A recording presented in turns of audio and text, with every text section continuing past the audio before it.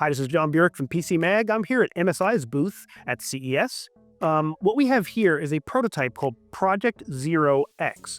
Now, the original Project Zero is a retail available product or ecosystem that lets you build a PC without any visible cables or very few visible cables. Now, what we have here at Project Zero X, it's a prototype. You don't see any cables anywhere. And as a matter of fact, you don't even see any PCB or circuits or anything that looks like a computer here, just lots of really, really trim metal. So what's going on with Project Zero X? Let's turn it around. So MSI has designed a special motherboard for Project Zero X that exits all of the ports out on the flat backside of the case. So with most normal systems, you have a rear panel that's got all your ports and your power connectors and all that stuff. But here, you can look at your PC from three sides and see none of that irksome wiring or other stuff that can interfere with the aesthetic.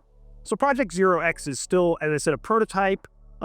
There's no particular information on what platform it's running on, but we've got basically huge heat sinks here that are cooling off M2s and motherboard components.